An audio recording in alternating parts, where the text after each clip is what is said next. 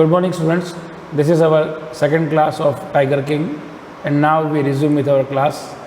Yesterday, we had learnt about the Tiger King कि एक बच्चा पैदा होता है और वो जो बच्चा पे जो पैदा होता है उसके जन्म के समय ज्योतिषी जो है वो भविष्यवाणी करते हैं कि एक दिन जो पैदा हुआ है मतलब इस बच्चे को एक दिन मृत्यु का कारण बनेगा और इस नक्षत्र में पैदा होने वाले को मृत्यु आएगी। तो ये तो सबको पता है कि सबकी मृत्यु होने वाली है। तो चमत्कार की बात कहाँ थी? चमत्कार की बात जो है वो अब आ रही है। आप अभी देखेंगे इसके अंदर चमत्कार की जो बात है वो ये आ रही है कि क्या हुआ एट दैट वेरी मोमेंट, और उसी पल जब ज्योतिषी ने कहा कि जो इस नक्षत्र में पैदा हुआ उसको मरना होगा, उसी पल अ ग्रेट मिरेकल, देखिए ये रहा वर्ड मिरेकल। मिरेकल का मतलब होता है, क्या होता है मिरेकल का?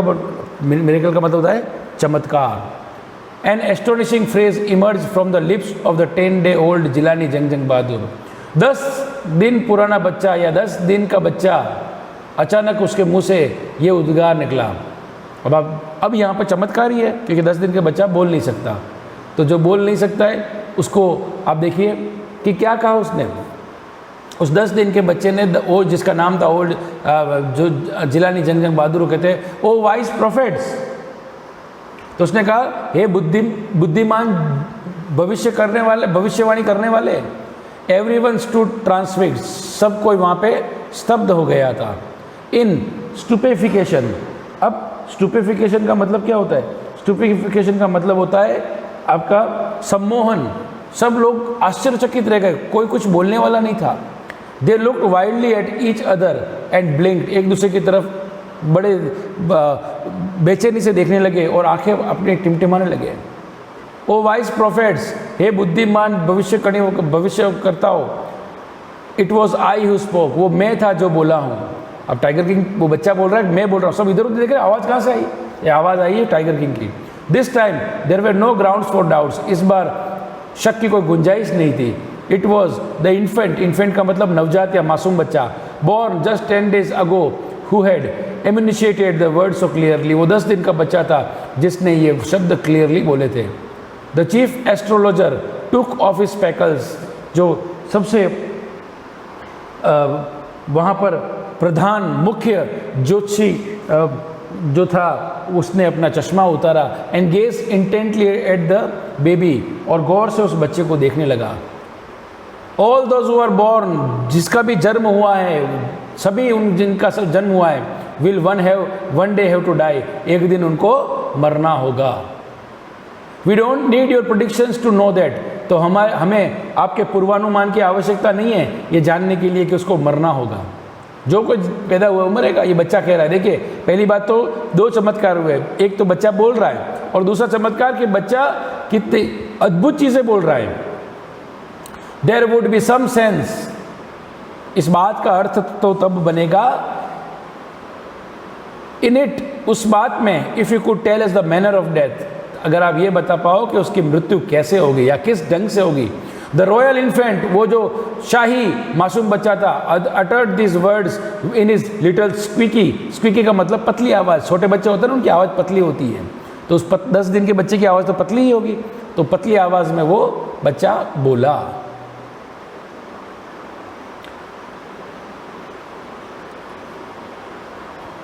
The chief astrologer placed his finger on his nose in wonder, अपने नाक के ऊपर आश्चर्य से उसने उंगली रखी। अ बेबी, एक बच्चा, बेयरली 10 days old, मुश्किल से 10 दिन का हुआ है, opens it's lips in speech, बोलने के लिए अपने होठ खोलता है। नॉट ओनली दैट, इतना ही नहीं, it also raises intelligent questions, उसके अलावा भी वो क्या कर रहा है? वो इंटेलिजेंट बुद्धिमत्तापूर्ण प्रश्न पूछ रहा है वो। Rather like the bulletins issued by the war office than the facts, और कितनी अद्भुत बात है कि ये बोल रहा है और वो भी कितना तेजी से, जैसे युद्ध के मैदान से जब आप देखते हैं कि वास्तविकता के बजाय युद्ध के कार्यालय से जो हम समाचार सुनते हैं उसके जैसा, मतलब फैक्ट से, बिल्कुल आंकड़ों के साथ में। कितना तर्क था उसकी बातों में। कि तुम ये बताओगे कि कैसे मरेगा वो कैसे मरेगा वो बताओ, वो बताओ, मरेगा सब है। The chief astrologer took his finger of his nose, अपने नाक से उसने उंगली उठाई, and fixed his I upon the little Prince, और उस छोटे से युवराज के ऊपर अपनी आंखें जमा दी। फिर उन्होंने क्या कहा? The prince was born in the hour of bull, क्योंकि अब इनका जो जन्म जो है ना, उनका जन्म जो है वो वृषभ राशि में हुआ है। बुल का मतलब वृषभ होता है। The prince was born in the hour of bull, the bull and the tiger are enemies, और शेर और वृषभ यानी कि बैल दोनों एक दूसरे के शत्रु है।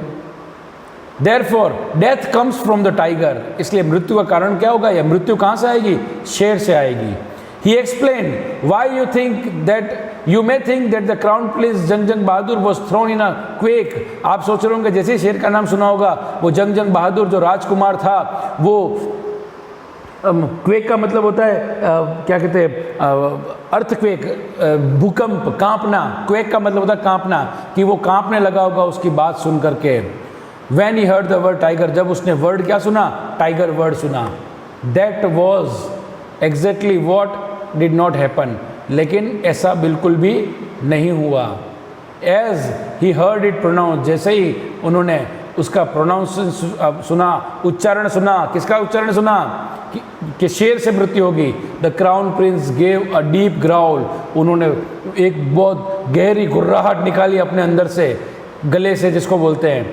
Terrifying words emerge from his lips, और उनके होंठ से भयभीत करने वाले शब्द निकले। क्या शब्द निकले? लेट टाइगर्स बीवेयर, तो उसने कहा शेर मुझसे सावधान। This account is only a rumour rife in Pratibandhapuram. अब ये जो बात है ये पूरे प्रतिबंधपुरम में एक अफवाह के समान है। रूमर का मतलब होता है अफवाह। But with the hind site, अगर हम पीछे मुड़ करके देखें, वी मे कंक्लूड, तो हम इस निष्कर्ष पे निकलेंगे that it was based on some truth, कि वो किसी कुछ न कुछ तो सत्य पर आधारित थी। तो ये पार्ट हमने पढ़ा। क्या पढ़ा इसमें? कि जो बच्चा जो था जंग जंग बहादुर, वो खुद कह रहा है ज्योतिषी से कि भाई बात तो तब होगी जब तुम ये बताओ कि मृत्यु का कारण क्या होगा। तो फिर ज्योतिषी ने बताया कि राजकुमार का जन्म जो है वो वृषभ राशि में हुआ है। वृषभ राशि में होने से क्या होता है, वो जो राशि जो थी उसका शत्रु कौन था? उसकी शत्रु राशि थी सिंह राशि।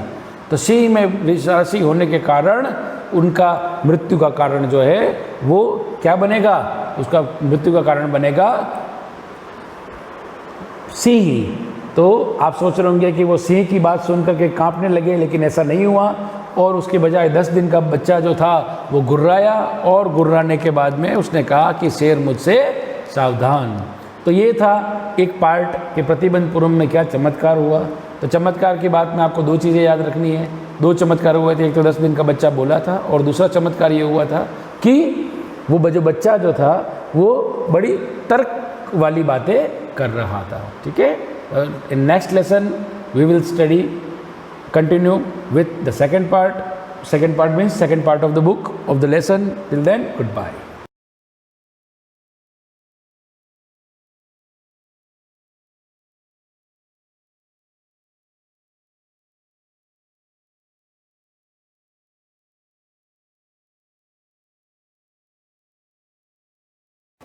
गुड मॉर्निंग बच्चों।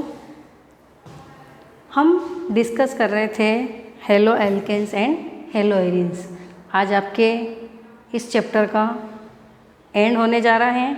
इसमें केवल हमारे जो हेलो डेरिवेटिव्स है, फ्रियोन्स,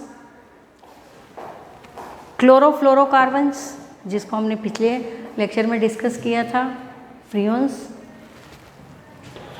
CFC, क्लोरोफ्लोरोकार्बन्स, फ्रियोन्स पढ़ेंगे हम।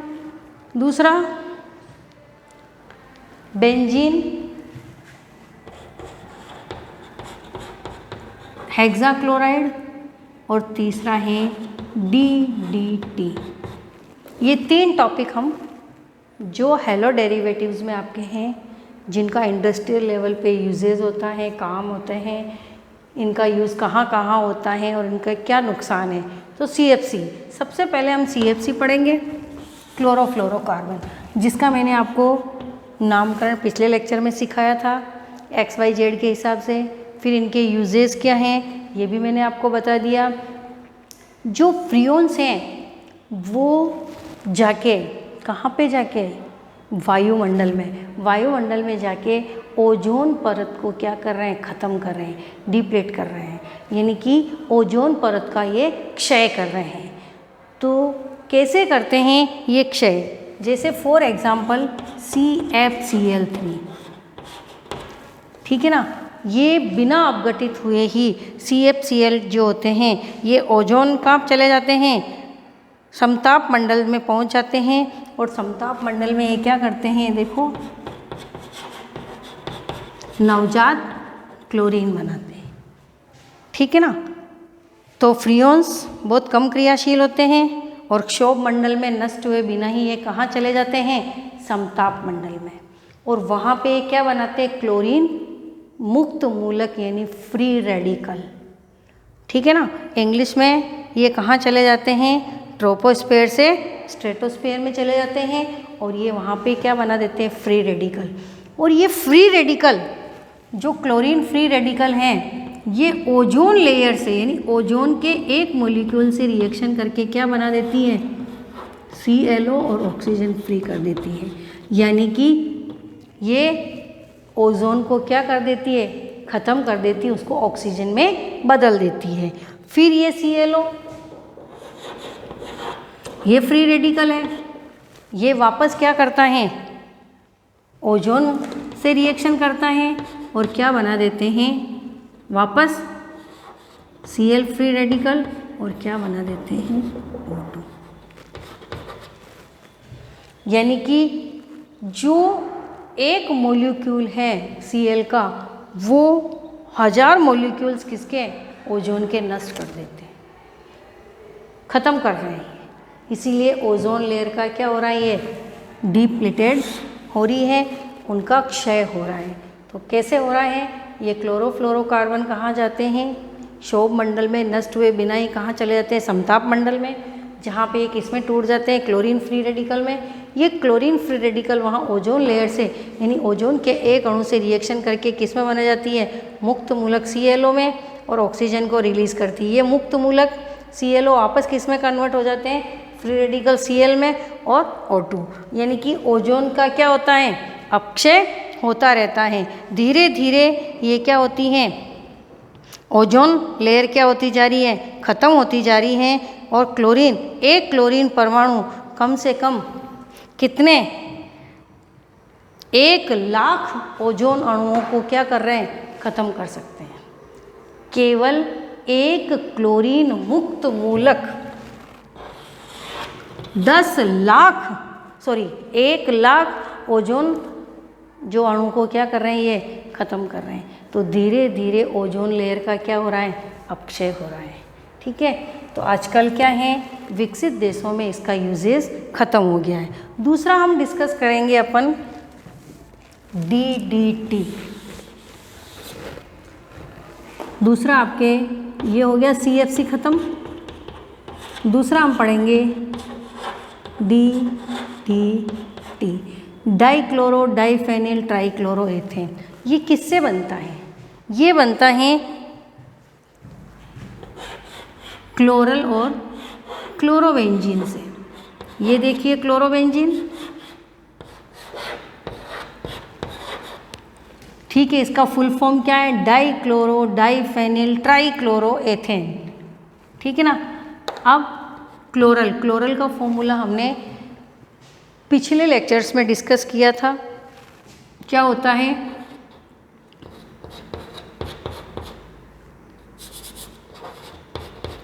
ये C, ये देखिए अब मैंने बताया था याद रखने के लिए, ट्राइक्लोरोएथेनिल है ना, ठीक है ना। अगर हम एल्डिहाइड में क्या कर दें, एथेनल में 3 H की जगह का क्या कर दें, 3 Cl लगा दें, तो क्या बनता है, क्लोरल। इसका H और इसका क्या निकल जाता है, O निकल जाता है, और क्या बन जाता है, आपके DDT, ये देखिए ये बचा, ये 2 बॉन्ड है तो 1 बॉन्ड से, ठीक है।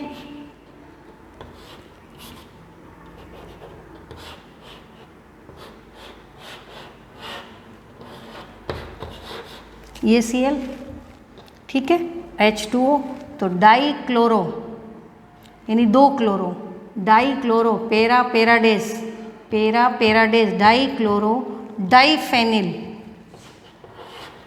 1 2 3, देखिए आप नाम कैसे आया, डाई क्लोरो पेरा पेराडेस, पेरा पे इसकी पोजीशन पे die chloro diphenyl trichloro ethane, die chloro, ये आपके सूत्र आ सकता है, डाईफेनिल ट्राईक्लोरो एथेन। DDT का फॉर्मूला पूछ सकते हैं, DDT का फुल फॉर्म पूछ सकते हैं, तो ये कैसे बना, क्लोरल की रिएक्शन अगर हम क्लोरोबेंजीन से करवाते हैं तो DDT फॉर्म होता है। ये एक इंसेक्टिसाइड्स है, इसका यूज़ कीटाणुनाशी के रूप में करते हैं, लेकिन इसका यूज़ ज़्यादा करने से जो मिट्टी है उसकी उर्वरक शक्ति ख़त्म हो जाती है, धीरे धीरे वो बंजर होती जाती है। तो आजकल इसका यूज़ कम हो गया है DDT का, लेकिन ये एज ए इंसेक्टिसाइड्स यानी रोगाणुनाशी के रूप में इसका यूज़ किया जाता है। तो एग्ज़ाम में आपका इसका फॉर्मूला या इसका सूत्र पूछ सकते हैं। दूसरा है, तीसरा आपके है बेंजीन हेक्साक्लोराइड, BSC, जिसको गैमेक्सिन, लिंडेन, बहुत सारे नाम हैं। बेंजीन हेक्साक्लोराइड जिसको 666 भी बोलते हैं, लिंडेन भी बोलते हैं, गैमेक्सिन भी बोलते हैं, ठीक है ना। या इसका बनता कैसे है, ये बेंजीन है, अगर हम बेंजीन की रिएक्शन किससे कराएं, क्लोरीन से, किसकी प्रेजेंस में, लाइट की प्रेजेंस में, तो सब जगह क्या आ जाते हैं, डबल बॉन्ड, सब जगह डबल बॉन्ड हट जाएगा। ये 3 डबल बॉन्ड होते हैं, तीनों डबल बॉन्ड हट जाएंगे और सब जगह क्या है, Cl, देखिए ये स्थिति हो जाएगी।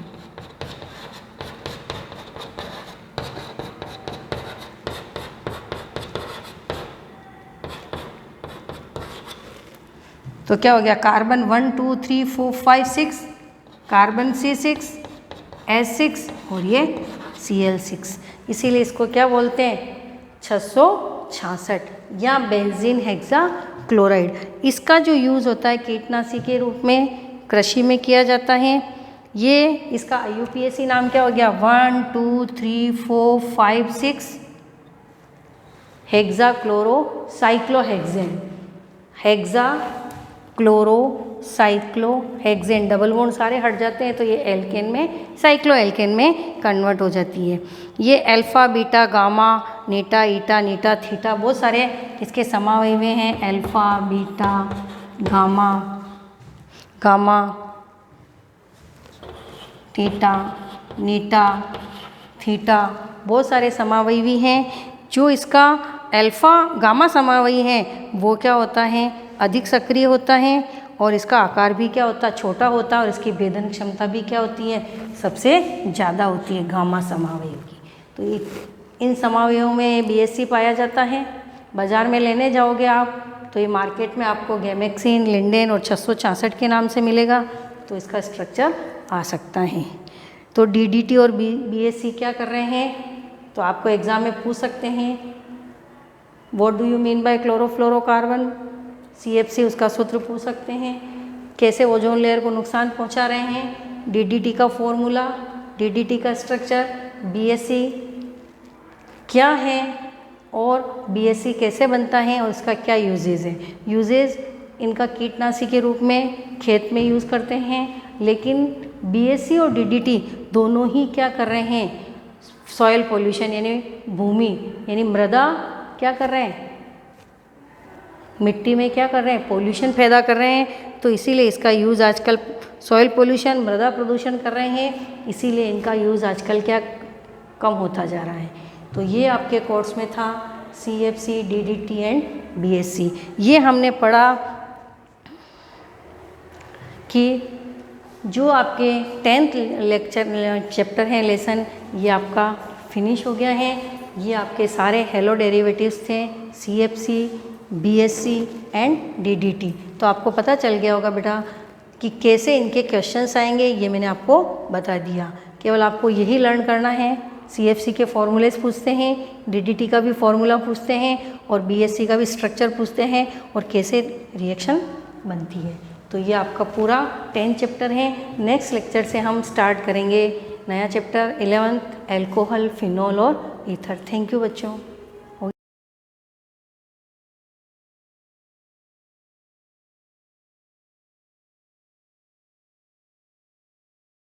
Good morning students. Last class में हम इलेक्ट्रिक डायपोल को पढ़ रहे थे और इलेक्ट्रिक डायपोल हमारा यानी टॉपिक तो छोटा सा ही है, पर समय के हिसाब से हमारा बहुत ज़्यादा लंबा हो रहा है, ठीक है। तो इलेक्ट्रिक डायपोल के बारे में हमने पढ़ लिया था। तो इलेक्ट्रिक डायपोल क्या होते हैं, दो टाइप के मॉलिक्यूल होते हैं, एक नेचुरली इलेक्ट्रिक डायपोल बनाते हैं और एक ऐसे मॉलिक्यूल होते हैं जिनको एक्सटर्नल इलेक्ट्रिक फील्ड में रखने पर ही उनका बिहेव कैसा होता है, लाइक ए डायपोल होता है, ठीक है। तो अब हमने क्या किया कि डायपोल है वो क्या बनाता है, इलेक्ट्रिक फील्ड बनाता है। जैसे कि ये कोई डायपोल है प्लस Q और ये माइनस Q, ये सेंटर है दोनों के बीच का, ये L, ये डिस्टेंस है, ये कोई डायपोल है, ठीक है। अब ये डायपोल इलेक्ट्रिक फील्ड बनाता है, ठीक है। ये डायपोल सपोज है NaCl का, किसका है, NaCl का, ठीक है। एक डायपोल हमने दूसरा ले लिया और वो ले लिया हमने H2O का ले लिया। कौन सा ले लिया, H2O का ले लिया, या हमने ले लिया HCl को ले लिया। तो HCl, NaCl, H2O ये किस टाइप के डायपोल है, ये पोलर मॉलिक्यूल है, ठीक है। इनका बिहेव नेचुरली क्या होता है, डायपोल होता है, ठीक है। ये ले लिया। तो अब NaCl का डायपोल मैंने लिया, उसने कुछ इलेक्ट्रिक फील्ड बनाई, कुछ इलेक्ट्रिक फील्ड बनाई, ठीक है। अब मैंने HCl का लिया तो HCl ने भी कुछ इलेक्ट्रिक फील्ड बनाई। तो अब मैंने बोल दिया कि जो NaCl ने जो इलेक्ट्रिक फील्ड बनाई उससे जो इलेक्ट्रिक फील्ड किसने बनाई, HCl ने जो बनाई, वो कैसी है, ज़्यादा है। वो कैसी है, ज़्यादा। हमने बोला ऐसा कि वो इलेक्ट्रिक फील्ड कैसी है, जो HCl ने बनाई वो कैसी है, ज़्यादा, ठीक है। तो इसका मतलब क्या होगा कि NaCl का जो डायपोल है, NaCl का जो डायपोल है वो इफेक्टिव, उसकी जो इफेक्टिवनेस है वो कैसी है, कम है कंपेयर टू HCl की। क्या है, कंपेयर टू HCl के, ठीक है। अब NaCl के जो डायपोल है उसको मैंने एक एक्सटर्नल इलेक्ट्रिक फील्ड में रखा। मैंने एक्सटर्नल इलेक्ट्रिक फील्ड में किसको रखा, एक बार NaCl के डायपोल को रखा। ये हमारी एक एक्सटर्नल इलेक्ट्रिक फील्ड है, ठीक है। और ये इलेक्ट्रिक फील्ड यानी फील्ड लाइंस कैसी है, पैरेलल है, यानी ये जो इलेक्ट्रिक फील्ड है वो कौन सी है, यूनिफॉर्म इलेक्ट्रिक फील्ड है। कौन सी है, यूनिफॉर्म इलेक्ट्रिक फील्ड, यानी ये इलेक्ट्रिक फील्ड की डायरेक्शन है, यानी यहाँ पर सारे कौन से चार्जेस होंगे, पॉजिटिव, और यहाँ पर कौन से होंगे, नेगेटिव, यानी ये इलेक्ट्रिक फील्ड की डायरेक्शन है। अब हमने यहाँ पर हमारा एक डायपोल रखा, क्या रखा, हमारा डायपोल रखा। जैसे कि ये डायपोल रखा हमने, ठीक है। अब ये डायपोल में यहाँ पर सपोज पॉजिटिव चार्ज है, ये सेंटर हो गया डायपोल का, और ये कौन सा चार्ज है, नेगेटिव चार्ज है, यानी -Q, ठीक है। जैसे हमने यहाँ पर रखा, हमने देखा कि प्लस के ऊपर इस प्लस ने कौन सा फोर्स लगाया, रिपल्शन का, यानी इसके इस प्लस Q के ऊपर ये जो फोर्स लगा वो इस डायरेक्शन में लगा, और वो फोर्स कितना लगा, Q इंटू E, कितना लगा, Q इंटू E। और इस नेगेटिव के ऊपर जो फोर्स लगा, अब प्लस इसको अपनी तरफ अट्रैक्ट करेंगे और ये जो नेगेटिव है वो क्या करेंगे, रिपल करेंगे, यानी इस पर जो फोर्स लगा उसकी डायरेक्शन कैसी है, ये वाली है, यानी इस पर जो फोर्स लगा वो हम देखें अगर डायरेक्शन के हिसाब से तो अपोजिट है, यानी हमने क्या ले लिया, -Q इंटू E, ठीक है। अब क्या हुआ कि एक बार मैंने NaCl के यहाँ पर क्या रखा, NaCl का डायपोल रखा, ठीक है, और एक बार मैंने HCl का डायपोल रखा। दोनों बार अलग अलग रखे, एक बार NaCl का रखा और एक बार मैंने कौन सा रखा, NaCl का रखा। तो हम जानते हैं कि जो फोर्स लगा वो फोर्स किस पे डिपेंड करता है, अगर दोनों की कंडीशन में, दोनों कंडीशन में इलेक्ट्रिक फील्ड कैसी है, यूनिफॉर्म में, तो फोर्स किसके डायरेक्टली प्रोपोर्शनल है, चार्ज के डायरेक्टली प्रोपोर्शनल है। तो यानी NaCl का जो, जिसके NaCl के पास चार्ज ज्यादा होंगे तो फोर्स ज्यादा होगा, और अगर HCl के पास चार्ज ज्यादा होंगे तो फोर्स HCl पर ज्यादा होगा। ठीक है। तो हमने देखा, हमने मान लिया कि HCl के पास 2 पॉजिटिव है और 2 नेगेटिव है, ठीक है, कितने 2 पॉजिटिव है और 2 नेगेटिव है, और NaCl के पास यानी 1 पॉजिटिव है और 1 कैसा है, नेगेटिव है, यानी चार्ज ज़्यादा किसके ऊपर है, तो हमने देखा HCl के ऊपर ज़्यादा है। सपोज किया हमने कि HCl के ऊपर चार्ज कैसे ज़्यादा है, ठीक है। अगर HCl के ऊपर चार्ज ज़्यादा है तो इसके ऊपर फोर्स, HCl के जो डायपोल होगा उसके ऊपर फोर्स ज़्यादा लगेगा, और फोर्स ज़्यादा लगेगा और फोर्स मल्टीप्लाई ये क्या, परपेंडिकुलर डिस्टेंस, तो फोर्स मल्टीप्लाई परपेंडिकुलर डिस्टेंस क्या होता है, तो force multiply perpendicular distance, perpendicular distance, ठीक है। तो force multiply perpendicular distance is called torque. क्या, टॉर्क, जिसको हम क्या टाउ से डिनोट करते हैं, और ये क्या हो गया, टॉर्क। तो यहां पर क्या हो जाएगा, एक फोर्स इस डायरेक्शन में और एक फोर्स इस डायरेक्शन में, यानी यहां पर क्या हो गया, कपल ऑफ फोर्स, और कपल ऑफ फोर्स क्या क्रिएट करेंगे, टॉर्क क्रिएट करेंगे। क्या क्रिएट करेंगे, टॉर्क, यानी एक फोर्स अपवर्ड डायरेक्शन में, एक फोर्स डाउनवर्ड डायरेक्शन में, यानी 2 फोर्स हो गए इक्वल एंड अपोजिट, और ये जो 2 फोर्स है इक्वल एंड अपोजिट, इनको हम बोलेंगे कपल ऑफ फोर्स, और couple of force can create electric, या फिर हम कह सकते हैं couple of force create torque, और टॉर्क के कारण ये जो डायपोल है वो इस इलेक्ट्रिक फील्ड में कौन सा मोशन करेगा, रोटेशनल मोशन करेगा। कौन सा मोशन करेगा, रोटेशनल मोशन करेगा।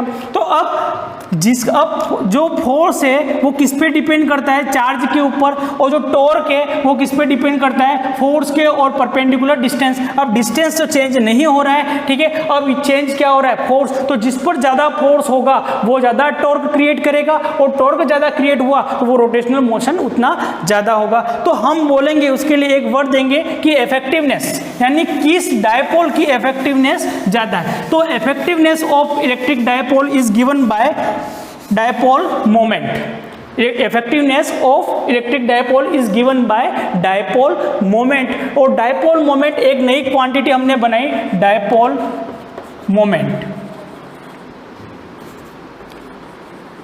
Dipole moment. अब ये डायपोल मोमेंट क्या होता है, तो डायपोल मोमेंट क्या होता है, अब जैसे ही हमने हमारे डायपोल को कहाँ पर रखा, इलेक्ट्रिक फील्ड में रखा, अलग अलग डायपोल को हमने रखा, तो हमने देखा किसी डायपोल के ऊपर फोर्स ज़्यादा लग रहा है, यानी फोर्स ज़्यादा लगेगा तो टॉर्क कैसा होगा, ज़्यादा होगा। तो हम क्या बोलेंगे, उसकी इफेक्टिवनेस ज़्यादा है, उसकी स्ट्रेंथ कैसी है, ज़्यादा है, उसकी पावर कैसी है, ज़्यादा है, यानी वो ज़्यादा इलेक्ट्रिक फील्ड बनाएगा। क्यों ज़्यादा इलेक्ट्रिक फील्ड बनाएगा, क्योंकि उसके पास चार्ज ज़्यादा है, चार्ज ज़्यादा तो फोर्स ज़्यादा लगा, फोर्स ज़्यादा लगा तो टॉर्क ज़्यादा लगेगा, और टॉर्क ज़्यादा लगा इसका मतलब उसकी इफेक्टिवनेस कैसी है, ज़्यादा है। तो इफेक्टिवनेस को हमने डिफाइन किया, और इफेक्टिवनेस के लिए हमको एक वर्ड मिला, और इफेक्टिवनेस को डिफाइन कौन करता है कि कौन सा डायपोल कितना ज़्यादा इफेक्टिवनेस है, उसको मेजर करने के लिए हमने एक नई क्वांटिटी डिफाइन करेंगे, और वो नई क्वांटिटी है डायपोल मोमेंट। वो नई क्वांटिटी क्या है, डायपोल मोमेंट। तो टॉर्क क्या होता है, फोर्स मल्टीप्लाई परपेंडिकुलर डिस्टेंस। तो यहाँ पर टॉर्क, इस एंड पर टॉर्क कितना डेवलप हुआ, तो फोर्स, और फोर्स कितना है, Q इंटू ई, तो Q इंटू ई, और परपेंडिकुलर डिस्टेंस कितना है, L, तो कितना हो जाएगा, FQEL।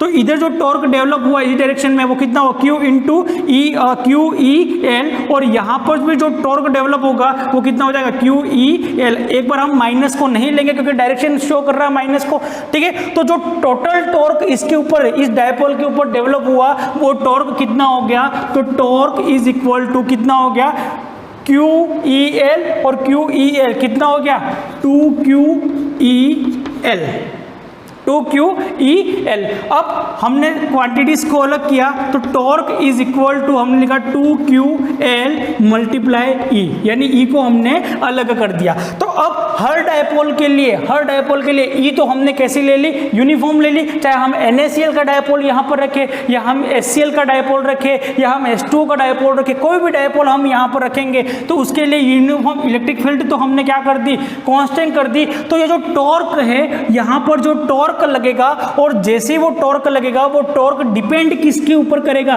तो वो टॉर्क डिपेंड करेगा 2QL पर। किस पे डिपेंड करेगा, 2QL पर, क्योंकि E को तो हमने सबके लिए क्या कर दिया, कांस्टेंट कर दिया, यूनिफॉर्म कर दिया।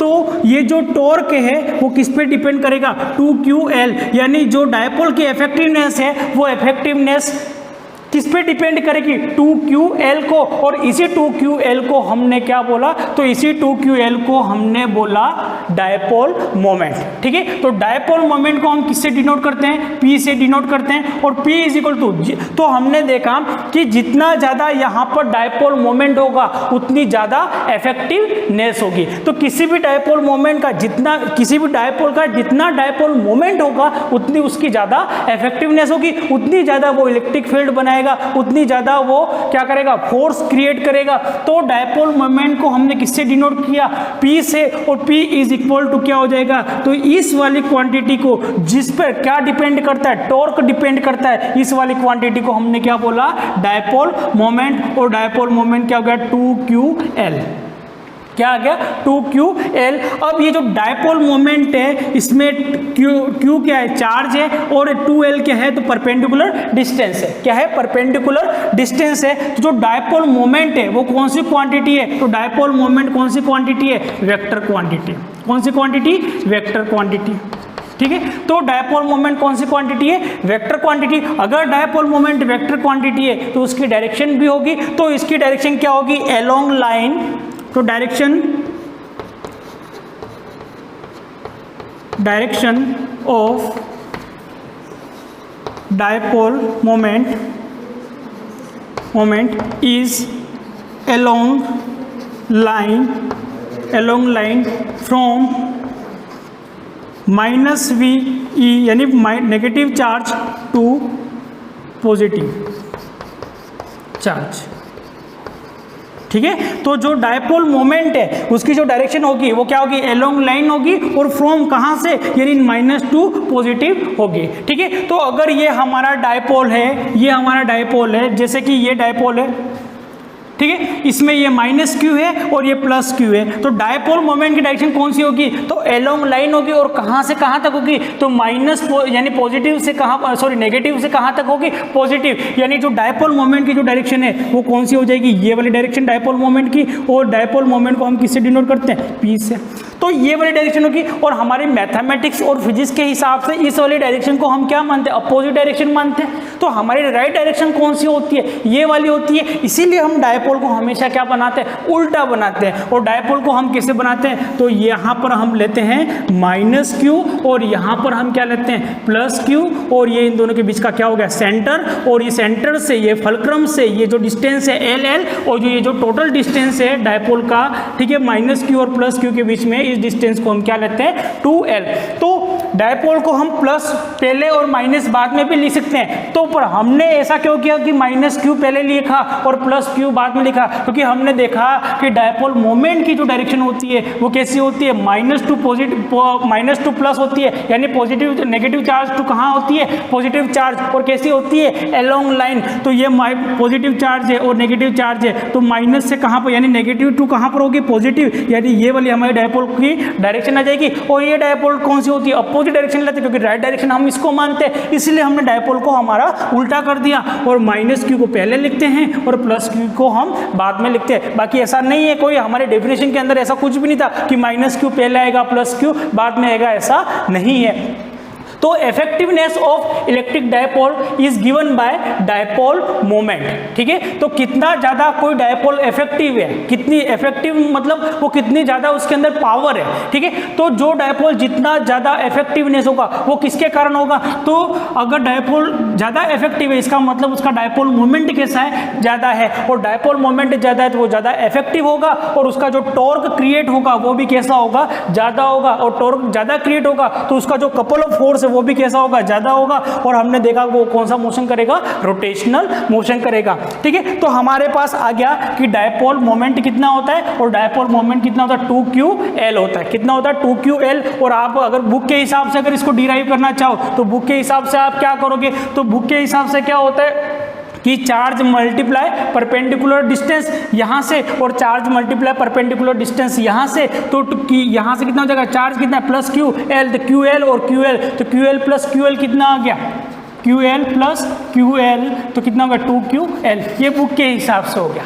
और हमारे हिसाब से क्या हुआ, तो टॉर्क का फॉर्मूला क्या होता है, फोर्स मल्टीप्लाई परपेंडिकुलर डिस्टेंस, और परपेंडिकुलर फोर्स कितना है, तो इसके ऊपर फोर्स लग रहा है Q इंटू E, तो यहाँ पर जो टॉर्क क्रिएट होगा इस वाले एंड पर वो कितना होगा QEL, और यहाँ पर कितना हो जाएगा QEL, तो टोटल कितना होगा 2QEL। और हमने दोनों अलग अलग जो डायपोल हमने लिए सबके लिए हमने E को क्या कर दिया, यूनिफॉर्म कर दिया, यानी टॉर्क जो डिपेंड करेगा वो किसके पे डिपेंड करेगा, 2QL। तो 2QL जितना ज़्यादा होगा डायपोल उतना ज़्यादा इफेक्टिवनेस होगा। तो इस वाली क्वांटिटी जो जितनी ज़्यादा होगी इफेक्टिवनेस उतनी ज़्यादा होगी। इस वाली क्वांटिटी को हमने क्या बोला, डायपोल मोमेंट। और डायपोल मोमेंट हमारा कितना क्या 2QL, और डायपोल मोमेंट जो है वो कौन सी क्वांटिटी है, वेक्टर क्वांटिटी, और उसकी डायरेक्शन कैसी है, along line from negative to positive charge. ठीक है, ये आ गया डायपोल मोमेंट।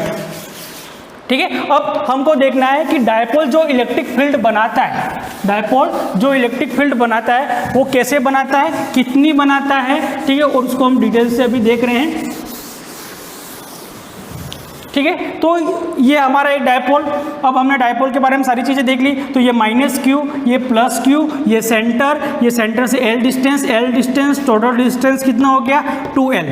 ठीक है, अब ये जो डायपोल है वो अपनी एक्सल लाइन में यानी अक्षीय बिंदु पर, एक्सल लाइन में उसके कोई पॉइंट है, यहाँ पर कोई एक पॉइंट है M। ठीक है, वो जो पॉइंट कहाँ पर है, तो इस डायपोल के अक्षीय बिंदु पर है। कहाँ पर है, अक्षीय बिंदु पर, या हम कह सकते हैं एक्सल लाइन में। तो अगर इसके एक्सल लाइन में कोई पॉइंट है तो यहाँ पर इलेक्ट्रिक फील्ड कितनी होगी, अगर कोई पॉइंट इसके इक्वेटोरियल लाइन पर यानी निरक्षीय बिंदु, जिसको हम हिंदी में बोलते हैं इक्वेटोरियल लाइन, यानी इक्वेटोरियल लाइन पर कोई पॉइंट है यानी निरक्षीय बिंदु कोई होगा, तो वहाँ पर इलेक्ट्रिक फील्ड कितनी होगी, तो ये हमको फाइंड आउट करना है। और एग्जाम के अगर दृष्टिकोण से हम देखें तो हमको कभी एक्सल लाइन का भी पूछ सकता है, कभी इक्वेटोरियल का भी पूछ सकता है, और कभी एनी जनरल कंडीशन की भी पूछ सकता है। और एनी जनरल पोजिशन का मतलब क्या होता है, ना तो पॉइंट यहाँ पर होगा ना यहाँ पर होगा, वो कहाँ पर होगा, तो सपोज यहाँ पर होगा। ठीक है, तो डायपोल से कितना एंगल बना रहा है, थीटा एंगल पर, r डिस्टेंस पर कोई यानी कोई पॉइंट है जो कि डायपोल से कितने डिस्टेंस पर है, जिसका पोजीशन वेक्टर कितना है r है, और डायपोल से एंगल कितना बना रहा है, थीटा बना रहा है। तो इस पॉइंट पर इलेक्ट्रिक फील्ड कितनी होगी वो भी हमको फाइंड आउट करनी है। यानी डायपोल के लिए हमको 3 डेरिवेशन करने हैं। ठीक है, तो हम स्टार्ट करते हैं हमारा फर्स्ट डेरिवेशन, और फर्स्ट डेरिवेशन हमारा कौन सा होगा, तो electric field due to dipole, electric field due to dipole. ठीक है, और कौन सा, तो एक्सल लाइन फर्स्ट हम कौन सा ले रहे हैं, एक्सल लाइन या निरक्षीय बिंदु, सॉरी अक्षीय बिंदु, अक्षीय बिंदु। ठीक है, यानी एक्सल लाइन पर कोई पॉइंट है डायपोल के, या फिर हम कह सकते हैं अक्षीय बिंदु पर कोई पॉइंट है, तो वहां पर इलेक्ट्रिक फील्ड कितनी होगी वो हमको फाइंड आउट करना है। तो ये एक डायपोल है हमारा, ये -Q और ये +Q, प्लस को मैं आगे भी लिख सकता हूँ। ठीक है, मैंने पहले ही बता दिया है। तो क्योंकि डायरेक्शन डायपोल मोमेंट की क्या होती है, माइनस टू प्लस होती है, इसीलिए हम डायपोल में माइनस को पहले लिए। बाकी हम ऐसे भी बना सकते हैं, कोई यूनिवर्सल फिक्स नहीं है कि माइनस पहले आएगा, ज़रूरी नहीं है। ठीक है, ये इनका सेंटर हो गया, सेंटर से ये जो डिस्टेंस है ये कितना है L, और ये डिस्टेंस भी कितना है L है, और टोटल डिस्टेंस डायपोल का दो चार्जेस के बीच जो पॉइंट चार्जेस है दोनों के बीच का डिस्टेंस कितना है 2L। कितना डिस्टेंस है 2L। अब इस डायपोल के एक्सल लाइन में यानी अक्षीय में यानी कोई पॉइंट है यहाँ पर कोई पॉइंट है जिसको हमने नाम दे दिया M पॉइंट, और इस M पॉइंट पर इस डायपोल के कारण इलेक्ट्रिक फील्ड कितनी होगी वो हमको फाइंड आउट करनी है। तो ये पॉइंट डायपोल से कितना दूर है, तो डायपोल से कितना दूर है, तो डायपोल के सेंटर से हमें डिस्टेंस लेना है, और डायपोल के सेंटर से इस पॉइंट का जो डिस्टेंस है वो डिस्टेंस है R। कितना लिया हमने, वो डिस्टेंस R लिया। ठीक है, तो -Q के कारण यहाँ पर इलेक्ट्रिक फील्ड कितनी होगी, +Q के कारण यहाँ पर इलेक्ट्रिक फील्ड कितनी होगी, और फिर हम क्या करेंगे कि दोनों के कारण नेट इलेक्ट्रिक फील्ड कितनी होगी वो हमको यहाँ पर डिराइव करनी है। तो माइनस के कारण यहाँ पर इलेक्ट्रिक फील्ड होगी, तो हमने देखा है electric field due to point charge, तो electric field due to point charge हमने देखा है, और वो कितनी होती है, तो 1/4πε0 Q/r²। तो r क्या है, तो माइनस से डिस्टेंस, यानी माइनस चार्ज से ये डिस्टेंस कितना है, तो माइनस q से ये जो डिस्टेंस है, इस डिस्टेंस को हमने लिया ये वाला डिस्टेंस, ठीक है। और ये वाला डिस्टेंस कितना होगा, तो ये वाला जो डिस्टेंस होगा वो कितना हो जाएगा, ठीक है। तो ये सेंटर से ये डिस्टेंस कितना है, यहाँ तक का ये डिस्टेंस है r है, तो ये यहाँ से लगा के ये डिस्टेंस कितना हो जाएगा, तो हम क्या करेंगे, इस पूरे r में से ये इतना डिस्टेंस माइनस करेंगे, यानी क्या करेंगे, l को माइनस कर दिया, तो ये जो डिस्टेंस है वो कितना हो गया, r माइनस l, यानी माइनस प्लस q से इसका जो डिस्टेंस है इस पॉइंट m का वो कितना है, r माइनस l। और ये जो माइनस चार्ज है, नेगेटिव जो चार्ज है ये वाला, तो नेगेटिव चार्ज से ये जो डिस्टेंस है वो डिस्टेंस कितना है, तो ये डिस्टेंस कितना है, तो सेंटर से कितना है, r है, और ये इतना ज़्यादा है, यानी कितना हो जाएगा, तो ये जो डिस्टेंस आया वो कितना आया, 2r, sorry r plus L, कितना आ गया, r प्लस एल। तो माइनस के कारण यहाँ पर जो इलेक्ट्रिक फील्ड होगी वो कितने डिस्टेंस पर है, r प्लस एल पर है, और प्लस के कारण ये जहाँ पर यहाँ पर ये जो पॉइंट है वो कितने डिस्टेंस पर है, r माइनस एल डिस्टेंस पर है। तो हम जानते हैं कि electric field due to point charge कितनी होती है, 1/4πε0 q अपन r स्क्वायर। तो सबसे पहले देखा हमने कि इस प्लस के कारण यहाँ पर इलेक्ट्रिक फील्ड कितनी होगी, और फिर हम देखेंगे माइनस के कारण यहाँ पर इलेक्ट्रिक फील्ड कितनी होगी। तो electric field due to positive charge, electric field due to positive charge, और electric field due to positive charge कितनी हो जाएगी, E due to plus q, और E due to plus q कितनी हो जाएगी, तो 1/4πε0। और यहाँ पर पॉजिटिव कौन सा है, Q स्मॉल है, Q, और जो डिस्टेंस है R, और वो R की वैल्यू कितनी है, तो R की वैल्यू पॉजिटिव से कितनी है, तो R माइनस एल है। तो यहाँ पर हमने पुट कर दिया R माइनस एल, ठीक है, और r माइनस एल का क्या हो जाएगा, होल स्क्वायर, ठीक है। तो ये हमारी आगे इक्वेशन फर्स्ट, और इक्वेशन फर्स्ट में हमने कौन सी, E due to plus q. अब next E due to minus q, तो एज इट इज कर लेंगे हम E due to minus Q, और E ड्यू टू जो माइनस क्यू होगी वो कितनी हो जाएगी, तो वो हो जाएगी 1/4πε0 क्यू ओपन, और डिस्टेंस कौन सा होगा, r प्लस एल का होल स्क्वायर। और माइनस क्यू के कारण है तो हमने क्या ले ली, माइनस, क्योंकि माइनस क्या शो कर रहा है कि ये जो इलेक्ट्रिक फील्ड होगी वो कैसी होगी, अपोजिट होगी। मतलब ये कि प्लस यहाँ पर जो इलेक्ट्रिक फील्ड बनाएगा इस पॉइंट पर वो कैसी होगी, वो होगी एलोंग लाइन, यानी रेडियली आउटवर्ड डायरेक्शन। और ये जो माइनस चार्ज है वो जो इलेक्ट्रिक फील्ड बनाएगा वो कौन सी डायरेक्शन होगी, इसके अपोजिट डायरेक्शन में, यानी यहाँ पर ये कौन सी होगी, E due to minus Q, और ये जो वो किसके कारण बनी, E due to plus Q के कारण। तो इसीलिए हम क्या करते हैं, दोनों का मैग्नीट्यूड कैसा है, सेम है, पर डायरेक्शन कैसी है, अपोजिट है, इसीलिए हम क्या लिखते हैं, माइनस लिखते हैं। अब नेक्स्ट क्या हो जाएगी, नेट इलेक्ट्रिक फील्ड, तो E net is equal to क्या हो जाएगा, E due to plus Q plus E due to minus Q. दोनों को क्या कर देंगे, हम सम कर देंगे, तो हमको क्या मिल जाएगी यहाँ पर, नेट इलेक्ट्रिक फील्ड। तो नेट इलेक्ट्रिक फील्ड कितनी हो जाएगी, तो नेट इलेक्ट्रिक फील्ड के लिए हमने क्या किया, तो हम यहाँ से देखो 1/4πε0 1/4πε0 दोनों में है कॉमन, क्यू दोनों में है कॉमन, ठीक है। तो जो कॉमन है उसको बाहर निकाल देंगे, तो E net is equal to कितना आ गया, तो Q/4πε0 को हमने कॉमन ले लिया। अब बचा के अंदर, तो ब्रैकेट के अंदर बचा, यहाँ से क्या बचा, 1/r माइनस एल का होल स्क्वायर, ठीक है। और ये कैसी है, माइनस है, तो माइनस 1/r प्लस एल का होल स्क्वायर,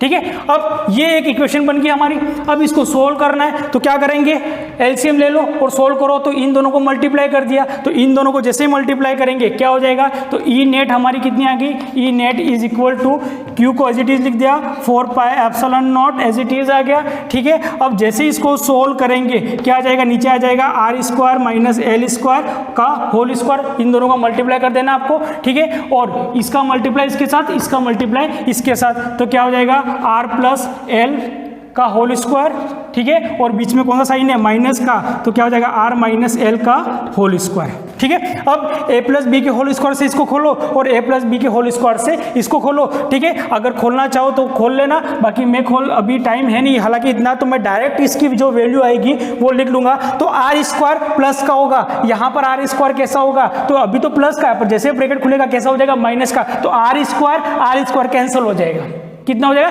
कैंसिल हो जाएगा। और r का मल्टीप्लाई l के साथ होगा तो क्या हो जाएगा, माइनस का आर एल हो जाएगा, और जैसे ही ब्रैकेट खुलेगा ये माइनस क्या हो जाएगा प्लस, यानी कितना हो जाएगा आर एल और आर एल, ठीक है, और स्क्वायर हो जाएगा तो 2RL का कितना हो जाएगा 4RL, बाकी सारी चीजें क्या हो जाएगी कैंसिल हो जाएगी। तो E net is equal to कितना हो जाएगा Q open 4 pi epsilon not, और इधर से जो बचेगा वो क्या हो जाएगा 4RL ओपन क्या हो जाएगा R square minus L square की पावर का ट्वाइस, ठीक है। तो ये नीचे यहां से बचा, ठीक है 4RL। अब यहां से जो बचा 4RL, क्या मैं 4 को मैं लिख सकता हूं 2 × 2, ठीक है, तो 4 को हम लिख सकते हैं 2 × 2। तो नेक्स्ट हमारा जो हो जाएगा इलेक्ट्रिक फील्ड वो कितनी हो जाएगी, E net is equal to हमने लिखा 2 × 2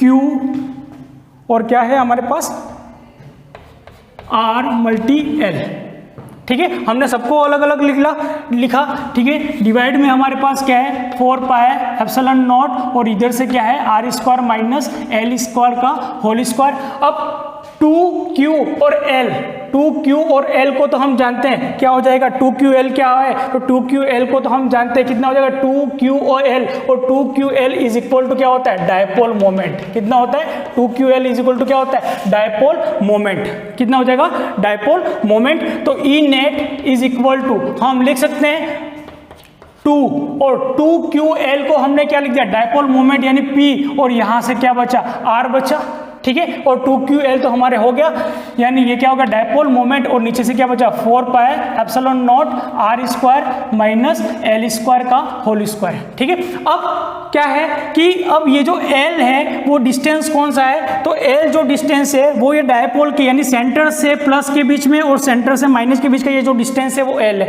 यानी ये मॉलिक्यूल के अंदर का डिस्टेंस है, जो कि कैसा डिस्टेंस है बहुत स्मॉल, यानी R के कंपेयर में L कैसा होगा मच स्मॉलर होगा, यानी हम लिखेंगे कि R जो है वो क्या है लार्जर है किससे L से, तो L को हम क्या करेंगे नेग्लेक्ट कर देंगे। तो जैसे ही L को हम नेग्लेक्ट कर लेंगे यहां से जो बचेगा वो क्या बचेगा, तो E इज इक्वल टू क्या बचा यहां से तो 2P और ऊपर R, और नीचे जो बचा वो बचा 4 पाए एप्सिलॉन नॉट, और R का स्क्वायर है और ऊपर भी कितनी पावर 2 है, तो कितनी हो जाएगी R की पावर 4 हो जाएगी, और R की पावर 4 है और ऊपर कैसा है R 1 है, तो एक से एक कैंसिल हो गया। तो E इज इक्वल टू कितना हो जाएगा 2P open 4 pi epsilon not R cube, कितना हो गया R क्यूब। तो ये हमारी आगे कि एक्सल लाइन में इलेक्ट्रिक फील्ड कितनी होगी वो हमने डिराइव कर दी। बाकी इसके रिलेटेड जो भी कंक्लूजन हो गए जो कि हम नेक्स्ट क्लास में कंटिन्यूस करेंगे क्योंकि टाइम बहुत ज़्यादा हो गया।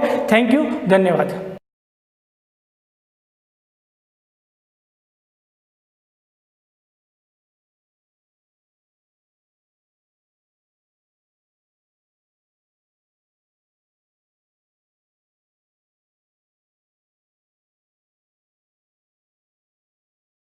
गुड मॉर्निंग एवरीवन, सभी को सुप्रभात। अपना लेसन चल रहा है लेसन नंबर 25, उसके अंतर्गत अपने एक्सक्रीटरी सिस्टम इन ह्यूमंस यानी उत्सर्जन, मानव में उत्सर्जन की बात कर रहे थे। उसके अंतर्गत अपन ने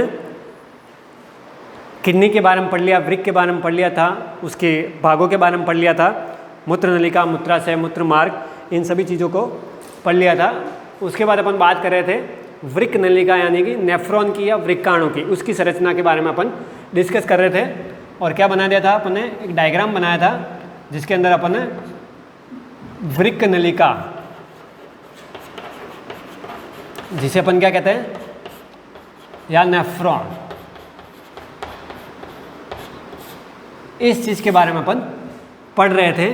और कुछ भागों के बारे में अपन ने सीख लिया था और देख लिया था कि कैसे इसकी संरचना होती है, कैसे ये बना होता है ना।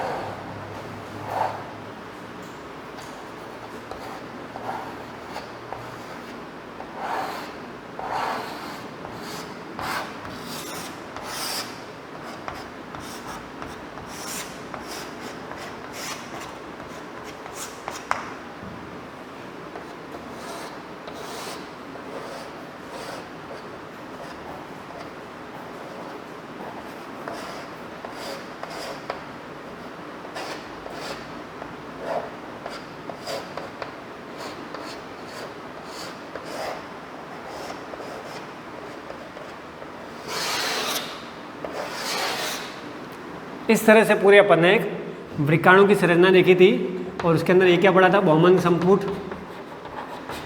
बहुमन संपुट ये आपका क्या था, केशिका गुच्छ, या क्या बोला था, ग्लोमेरुलस। ग्लोमेरुलस या कोशिका गुच्छ। ये क्या था आपके, अभिवाही धमनिका। ये क्या करती है, अभी अपन पढ़ेंगे इसके बारे में। ये रुधिर को लाने का काम करती है ना। इसका प्रेशर क्या होता है, इसका व्यास क्या होता है, अपवाही धमनी की अपेक्षा ज़्यादा होता है। अभी लिखेंगे इसके बारे में, है ना। ये केशिका गुच्छ है जिसमें असंख्य छोटे छोटे सूक्ष्म छिद्र पाए जाते हैं। अपन लिख लिया था केशिका गुच्छ के बारे में, बहुमन संपुट के बारे में, ग्लोमेरुलस के बारे में, इन तीनों चीज़ों के बारे में। ये क्या आपका समीपस्थ कुंडलित नलिका, ये आपके हेनले लूप, हेनले पॉस या हेनले लूप, ये आपके संग्रह नलिका,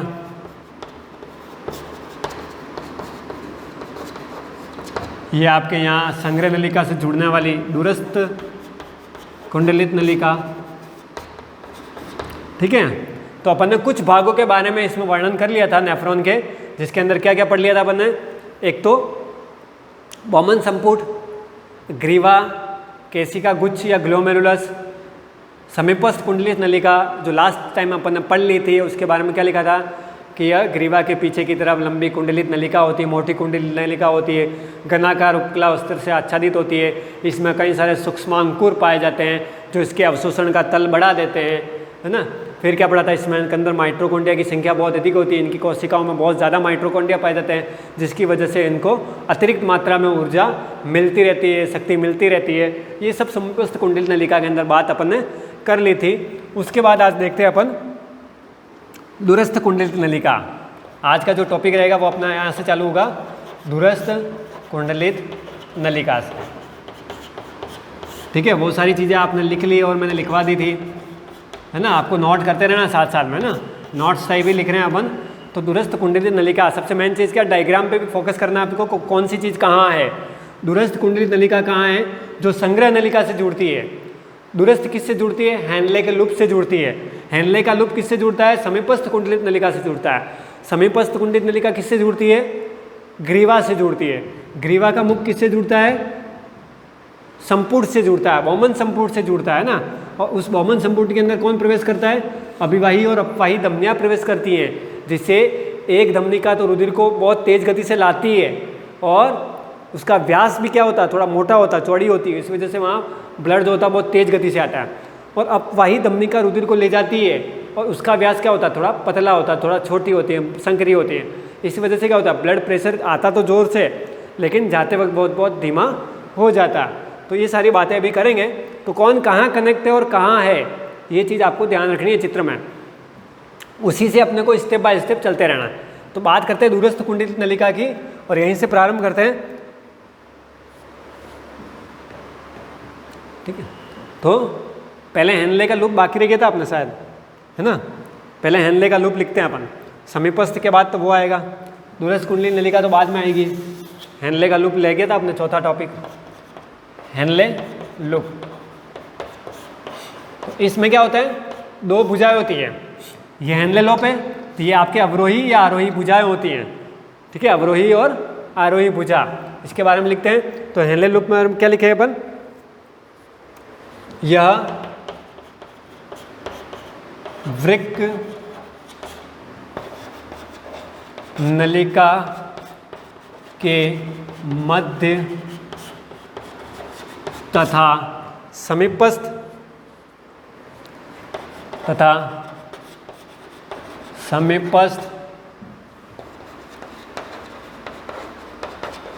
कुंडलित नलिका के पीछे स्थित नीचे स्थित पतला एवं यू आकृति का भाग होता है। क्या है, हेनले लूप कौन है, यह वृक्क नलिका के मध्य, पूरी वृक्क नलिका, इसके मध्य का भाग ये हेनले पॉज कैसी दिख रही है? समीपस्थ कुंडली नलिका के पीछे, ये समीपस्थ कुंडली नलिका इसके पीछे वाला भाग और दूरस्थ कुंडलिका के आगे वाला भाग। तो समीपस्थ कुंडली नलिका के पीछे स्थित पतला, ये थोड़ा इन दोनों नलिकाओं की अपेक्षा थोड़ी पतली होती है, पतला एवं यू आकृति, इसकी आकृति देखो यूं है, ये यू आकृति, यू आकृति वाला भाग कौन है? हेनले का लूप होता है ना। दूसरा, यह दो भुजाओं से निर्मित होता है।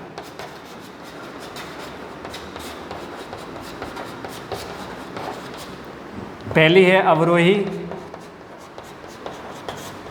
दूसरी है आरोही, असेंडिंग डिसेंडिंग, ठीक है, डिसेंडिंग और असेंडिंग।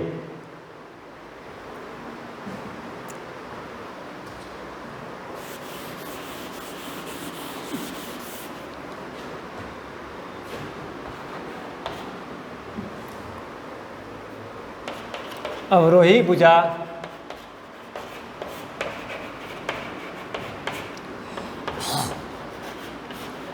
समीपस्थ कुंडलित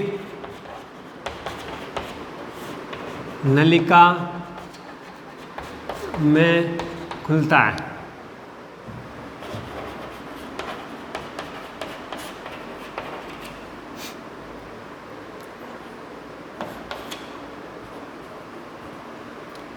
अवरोही भुजा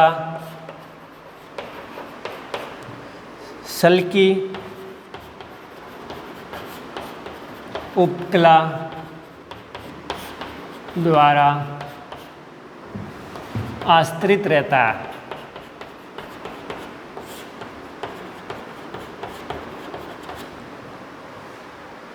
क्या लिखा? अवरोही की बात कर रहे हैं अपन ना। तो अवरोही भाग कौन सा है? जो आगे वाली समीपस्थ, ये जो जुड़ रहा है आपके ग्रीवा वाले भाग से, कौन जुड़ रहा है? समीपस्थ। और समीपस्थ से जो जुड़ रहा है वो आपका हेनले का लूप है। तो समीपस्थ से जुड़ने वाला हेनले का लूप, और हेनले के लूप में भी कौन सी? अवरोही भुजा। अवरोही भुजा किससे जुड़ती है? आपके समीपस्थ से। तो इसका मतलब आरोही किससे जुड़ेगी? दूरस्थ से। भाई दो भुजा हो गई ना, ये वाली अवरोही, तो ये वाली आरोही। तो ये आरोही भुजा किससे जुड़ रही है? दूरस्थ वाले से, है ना। तो दूरस्थ कुंडलित नलिका में जो भाग है वो आपका कौन सा है? आरोही भाग। समझ रहे हैं? तो आरोही भाग में आपका कौन जुड़ रहा है? दूरस्थ कुंडलित नलिका। तो अपन इसके आगे लिख सकते हैं, क्या लिख सकते हैं? अवरोही वाली बात कर ली अपन ने, अब आरोही की लिखते हैं। आरोही भाग या आरोही भुजा दूरस्थ कुंडलित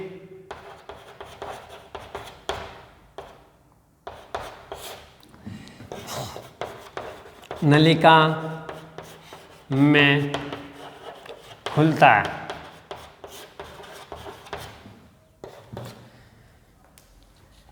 इसकी भित्ति मोटी तथा घनाकार उपकला द्वारा आश्रित रहती है। ठीक है, ये आपका क्या हो गया? हेनले का लूप हो गया। ठीक है ना। हेनले के लूप में क्या लिखना है आपको? कि यह समीपस्थ कुंडलित नलिका के पीछे का भाग है, मोटा भाग है तथा पतला भाग है, तथा यह एक यू आकार की नलिका है जिसके दो भाग हैं, अवरोही भाग और आरोही भाग। अवरोही भाग में क्या लिखना है? यह अवरोही भाग जो होता है वह सल्की उपकला द्वारा आश्रित रहता है तथा यह आपके समीपस्थ कुंडलित नलिका से जुड़ा हुआ भाग है या खुला रहता है, समीपस्थ नलिका से खुलती है।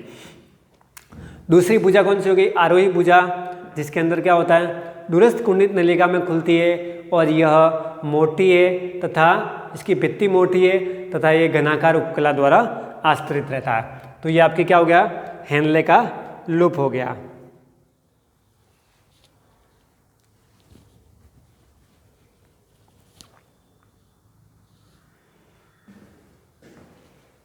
ठीक है, ये उतार लें फटाफट आप।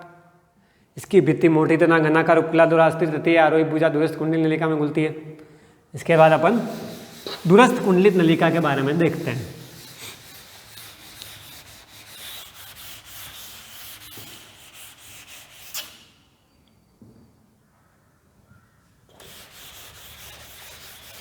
अब बात करते हैं अपन दूरस्थ कुंडलित नलिका के बारे में ना।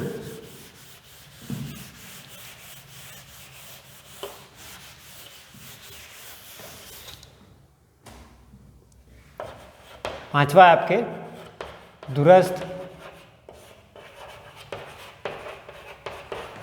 कुंडलित नलिका है ना। 6 भाग लिखे थे अपन ने टोटल, वृक्क या वृक्काणु के बारे में या नेफ्रॉन के बारे में 6 भाग टोटल अपन ने स्टार्ट में लिखे थे। सबसे पहला लिखा था मेलपिगिका है, जिसके अंदर 2 चीज़ें पढ़ी थी अपन ने, बॉमन सपुट और ग्लोमेरुलस, केसिका गुच्छ है ना। दूसरी बात करी थी अपन ने ग्रीवा की। तीसरी बात करी थी अपन ने समीपस्थ कुंडलित नलिका की। चौथी बात करी थी अपन ने हेनले के लूप की। अब आया पांचवा आपका दूरस्थ कुंडलित नलिका। ये क्या है?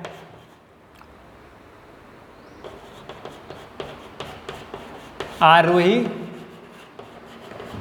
भुजा से जुड़ने वाला भाग। आरोही भुजा किसकी? हेनले के लूप की, ठीक है। वृक्क के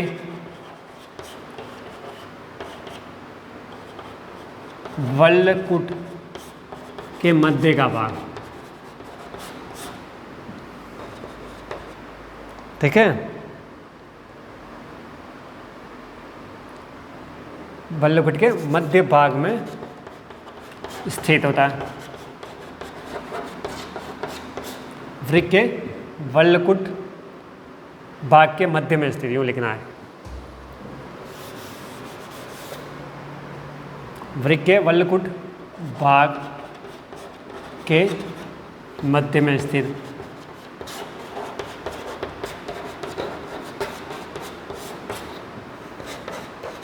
इस भाग में सूक्ष्मांकुर नहीं पाए जाते हैं।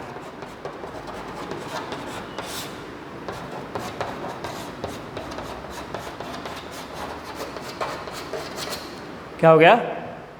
इस भाग में सूक्ष्मांकुर नहीं पाए जाते हैं। तो किस में पाए जाते हैं? लिखवाया था मैंने, दूरस्थ कुंडलित नलिका में सूक्ष्मांकुर नहीं पाए जाते। सूक्ष्मांकुर पाए जाते हैं समीपस्थ कुंडलित नलिका में, जो उसके अवशोषण का तल बढ़ा देते हैं। जिससे क्या होता है? हमारे मूत्र के साथ आए हुए कई सारे उपयोगी पदार्थों को पुनः अवशोषित करना पड़ता है। उसके साथ प्रोटीन, अमीनो अम्ल, ग्लूकोजिक मटेरियल है ना, ग्लूकोटिक मटेरियल, कई सारी चीज़ें होती हैं जो उनको शरीर के लिए उपयोगी होना ज़रूरी होता है, और जो शरीर के लिए उपयोगी होती हैं उनको मूत्र के साथ त्यागना आवश्यक नहीं होता। वो शरीर के लिए उपयोगी पदार्थ कहलाता है। तो उनको वापस अवशोषण करने के लिए उनके तल को बढ़ाना पड़ेगा, ताकि अवशोषण की सतह बढ़े। अवशोषण की सतह बढ़ेगी तो रसांकुर उनको फटाफट अवशोषित करेंगे।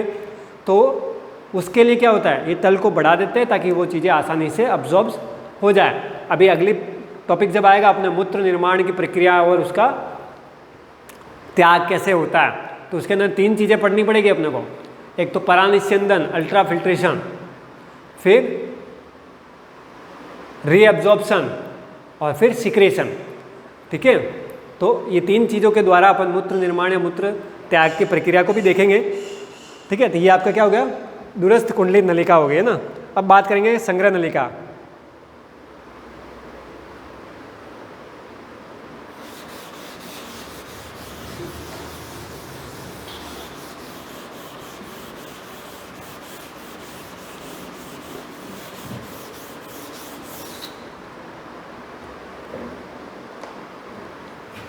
लास्ट आपके इसका संग्रह नलिका।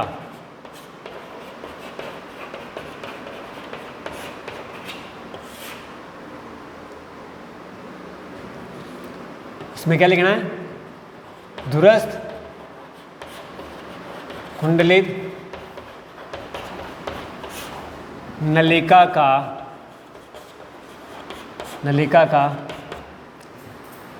अंतिम छोर या अंतिम भाग संग्रह नलिका में खुलता है।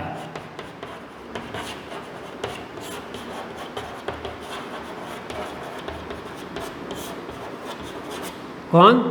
ये आपकी दूरस्थ नलिका थी, है ना, हैंडले के लूप के बाद, और ये जाके कहाँ जुड़ रही है? आपके संग्रह नलिका के अंदर, ठीक है ना। तो संग्रह नलिका आपने स्टार्ट कर दिया है, और जब भी अपने अगले क्लास होगी, अगली क्लास में जब आएंगे तब अपन इस संग्रह नलिका से स्टार्ट करेंगे। तब तक के लिए गुड बाय।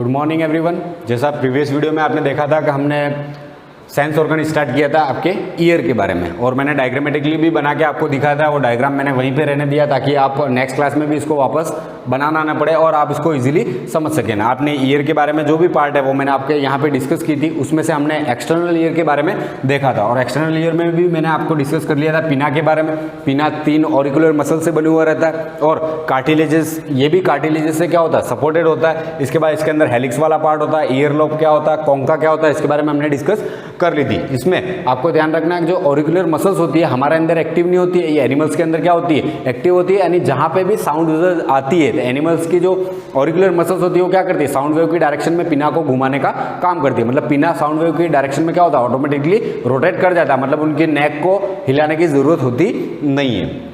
और इसके बाद हमने देखा था एक्सटर्नल ऑडिटरी कैनाल। इसकी साइज भी बता दूं, मैं वहाँ पे रह गया था, साइज के बारे में डिस्कस करना है तो मैं आपको बता दूं कि इसकी जो एक्सटर्नल ऑडिटरी कैनाल होता है ये कितनी बड़ी होती है? तो ये 2.5 सेंटीमीटर होती है। कितनी होती है? यहाँ पे मार्किंग कर देता हूँ मैं, ये 2.5 सेंटीमीटर लॉन्ग होती है। कितनी लॉन्ग होती है? 2.5 सेंटीमीटर। आप ये ध्यान रखना। इसके बाद इससे रिलेटेड जो मेन इंपॉर्टेंट बात थी मैंने बताया था सेरुमिनस सेल्स, जिससे रिलेटेड आपके क्वेश्चन बनता है। इसके बाद इसके अंदर हेयर प्रेजेंट होते हैं। ये स्लाइटली ओब्लिक होती है। स्लाइटली ओब्लिक का मतलब क्या होता है कि ये थोड़ी सी मुड़ी हुई रहती है। स्लाइटली ओब्लिक होने का रीजन ये क्या है कि डायरेक्टली डस्ट पार्टिकल इसके अंदर एंटर ना कर जाए, या डस्ट पार्टिकल को रोकने का काम करती है, इसलिए इसका स्ट्रक्चर क्या होता है? स्लाइटली ओब्लिक होता है। इसके एंटीरियर पोर्शन में जो अपन बात करें तो एंटीरियरली सपोर्टेड होती है बाय कार्टिलेजेस, तो anteriorly supported by cartilages and posteriorly supported by, मतलब आपकी ये जो एक्सटर्नल ऑडिटरी कैनाल है वो पोस्टीरियरली कैसे सपोर्ट होती है? With the help of temporal bone.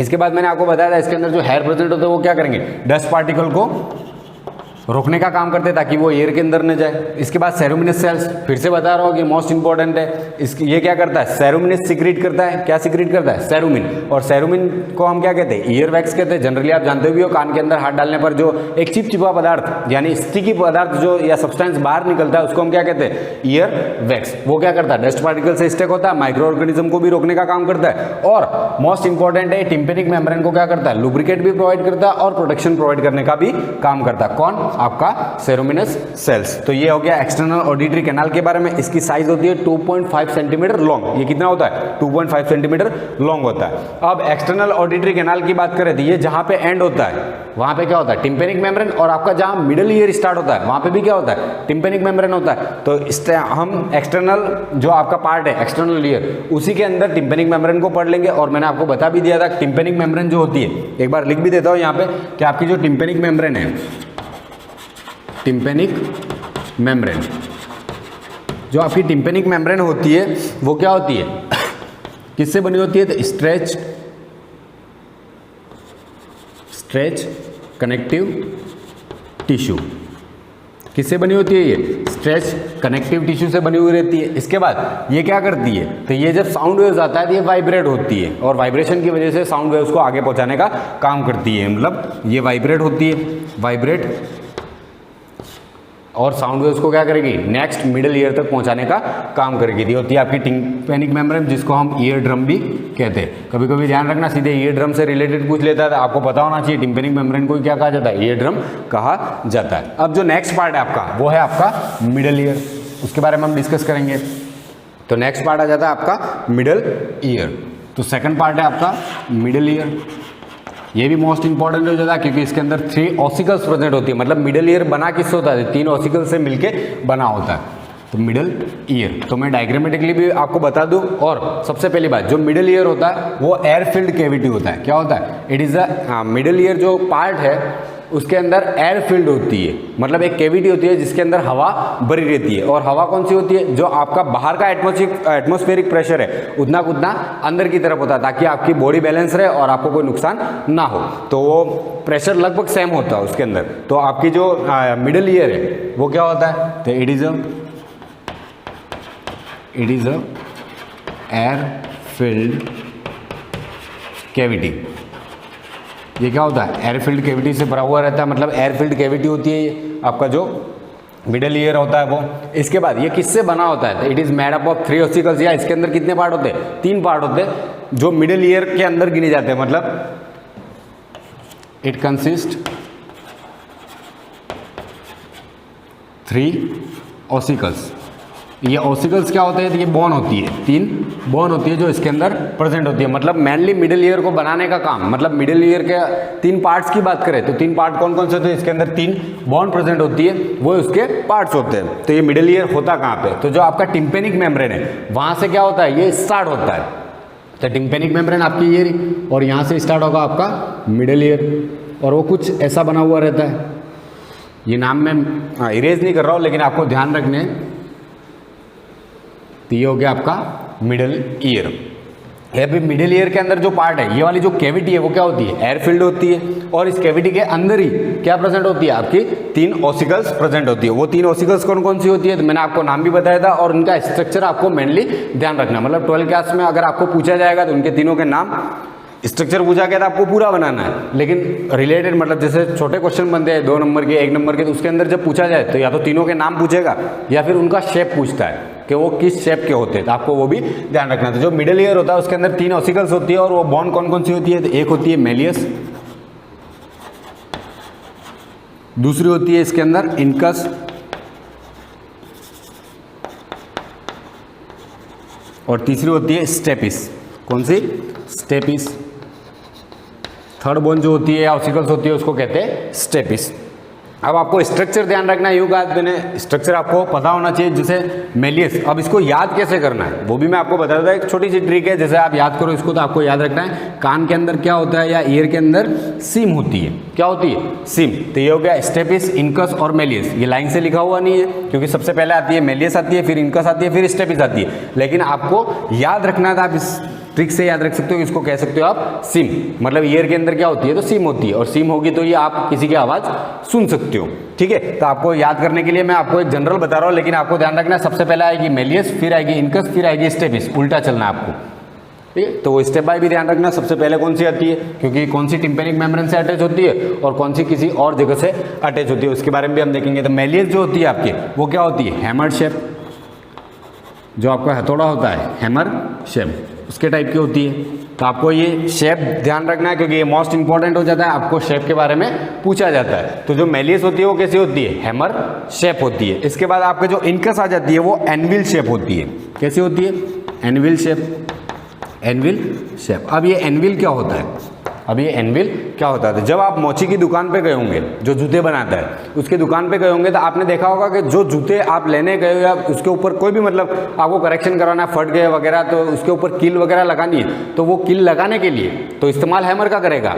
लेकिन वो जिसके ऊपर रखेगा आपका जूता, मतलब कुछ ऐसे शेप का एक हार्ड मेटालिक कंपोनेंट बना होता है, ऐसा कुछ बना हुआ रहता है जिसके ऊपर वो जूते को रखता है, तो उसको हम क्या कहते हैं? Anvil shape. मतलब ये एनविल हो जाता है, जिसके ऊपर जूते को रखेगा और फिट करके फिर बाद में वो कील लगाने का काम करता था। एनविल क्या है? तो आपने मोची की दुकान पे देखा है, जो एक मेटालिक सब्सटेंस की तरह बना हुआ रहता है, मतलब मेटालिक होता है, जिसके ऊपर हम जूते वगैरह लगाते हैं और फिर बाद में उसको ठीक करने का काम करता है मोची आपका।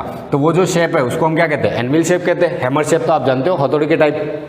इसके बाद आता है आपके स्टेपिस। स्टेपिस जो होता है वो स्टिरअप शेप का होता है। कैसा होता है? स्टिरअप शेप, यानी स्टिरअप शेप। अब ये क्या होता है? तो आपने हॉर्स तो देखा ही होगा, घोड़े के ऊपर जब हम बैठते तो बैठने के लिए जो मतलब आप जिसके अंदर पाँव डालते हो, उस मतलब जिसके अंदर पाँव डाल के आप उसके ऊपर चढ़ोगे, तो वो जो स्ट्रक्चर बना हुआ रहता है वो कौन सा होता है? स्टिरअप शेप होता है। तो वो जो घोड़े का वो बना हुआ है जिसके अंदर हम पाँव डाल के ऊपर बैठते हैं, उसको हम क्या कहते हैं? स्टिरअप शेप कहते हैं। और वो देखा भी होगा आपने, कुछ ऐसा बना हुआ रहता है जिसके अंदर आप पाँव फंसा के घोड़े के ऊपर बैठते हो, वो कुछ ऐसा बना हुआ रहता है। तो ये जो बोन होती है वो कैसे होती है, स्टेरिप शेप होती है, एनविल शेप आप जान गए होंगे और हैमर के बारे में आप जानते ही हो। इसके बाद स्टेपिस से रिलेटेड आपको जो टर्म्स याद रखनी है, तो स्टेपिस जो होती है वो आपके ह्यूमन की बॉडी की क्या होती है, स्मॉलेस्ट बोन होती है। तो आपको ये पता होना चाहिए कि स्टेपिस जो है वो क्या है, मोस्ट इंपॉर्टेंट हो जाता है। ये कभी कभी सीधा पूछ लिया जाता है कि ह्यूमन की बॉडी की स्मॉलेस्ट बोन कौन सी होती है, तो वो होती है आपके stapes, smallest bone. Smallest bone of human body पूछा जाए तो कौन सी होती है, स्टेपिस। कहाँ पे प्रेजेंट होती है, तो आपके ईयर के अंदर प्रेजेंट होती है। किसका पार्ट होता है, आपके मिडिल ईयर का पार्ट होता है। आपका जो मिडिल ईयर है उसका पार्ट होता है। इसके अंदर 3 टाइप की बोन्स या ऑसिकल्स होती है, कौन कौन सी, मेलियस, इनकस और स्टेपिस। और इनका शेप आपको ध्यान रखना है। तो जो मेलियस होता है वो कैसा होता है, हैमर शेप होता है। इनकस जो होता है वो कैसा होता है, आपका एनविल शेप होता है। एनविल क्या होता है मैंने आपको बता दिया। और स्टेपिस जो होती है वो स्टेरिप शेप होती है और स्मॉलेस्ट बोन होती है। इसके बाद ये स्ट्रक्चर कैसे अटैच होता है वो भी मैं यहाँ पे ड्रॉ कर देता हूँ। तो ये जो कैविटी आपकी वो क्या होती है, एयर फिल्ड होती है। ये कैविटी कैसी होती है, एयर फिल्ड होती है। अब सबसे पहला आएगी आपकी मेलियस, जो कैसी होती है, हैमर शेप होती है और इसका स्ट्रक्चर कुछ ऐसा बना हुआ रहता है। ये किससे अटैच होती है, आपके सीधे अटैच होती है टिम्पेनिक मेम्ब्रेन से। तो ये होगी हैमर शेप।